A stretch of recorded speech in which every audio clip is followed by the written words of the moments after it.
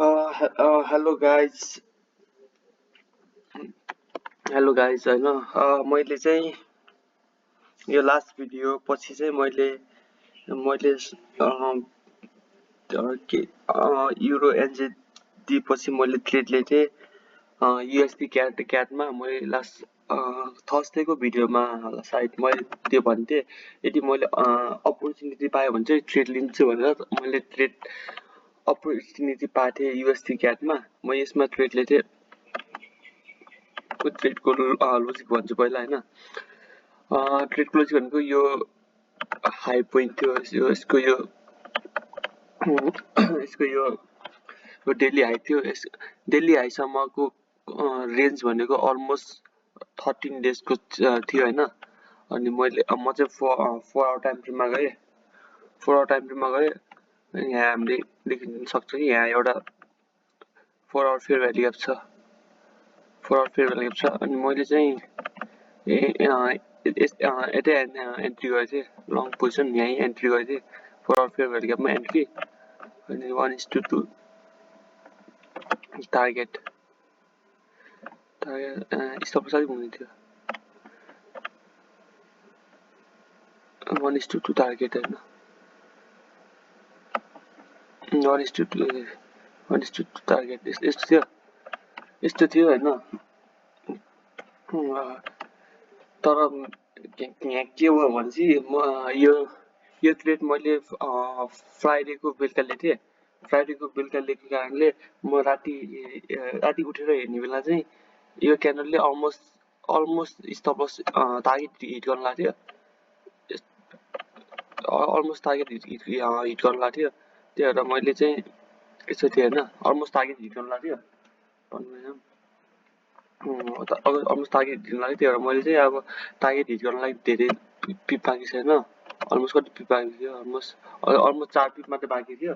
म अब ट्रेड फ्राइडेको पनि दिन थियो त्यही भएर ट्रेड एक्जिट गरिदिन्छु भयो भनेर अनि मैले ट्रेड एक्जिट गरेँ वास्तवमा यदि यो सेम ट्रेड मैले ट्युसडे वेडनेसडे थर्सडेहरू भएको भए चाहिँ मैले होल्ड गर्थेँ तर यो फ्राइडेको भएको भएर चाहिँ मैले चाहिँ ट्रेड एक्जिट गरेँ एक्जिट गरेर ट्रेड रिभर्सल भयो त यसमा मलाई के भएन त्यति खुसी पनि छैन म नर्मली चाहिँ त्यति खुसी पनि छैन मैले ट्रेड एक्जिट गरेँ भनेर किनभने मेरो पार्ट अफ द ट्रेडिङ होइन कि मैले मेरो टार्गेट हिट नहुँदै म एक्जिट गर्ने यदि फ्राइडे नभएको भए चाहिँ मैले एक्जिट गर्थेन सिम्पल होइन तर चाहिँ फ्राइडे नाइट भएको भएर चाहिँ मैले एक्जिट गरेँ किनभने भोलिपल्ट मार्केट क्लोज हुन्छ त्यही भएर मैले एक्जिट गरेँ र मेरो टार्गेट हिट नगरिकन रिभर्स भइदियो एउटा यो ट्रेडले चाहिँ यसमा प्रफिट भयो अनि अर्को ट्रेडले चाहिँ जिबिपी एनजेडीमा यसमा जिबिपी एनजेडीमा यसमा पनि सेम थियो डेली टार्गेट डेली हाई होइन अनि 4 आवर टाइम फ्रेममा गएँ 4 आवर टाइम फ्रेममा यो 4 आवर फेयर भ्याली ग्यापबाट स्टप लस स्टप लस चाहिँ यहाँ टार्गेट 1:2 स्टप लस हुन्थ्यो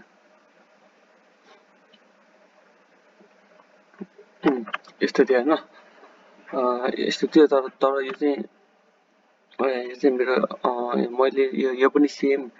गरी चाहिँ फ्राइडे ट्रेडले थिएँ यति माथि पुगेको थियो लगभग 1:1 ट्रेड दिइसकेको थियो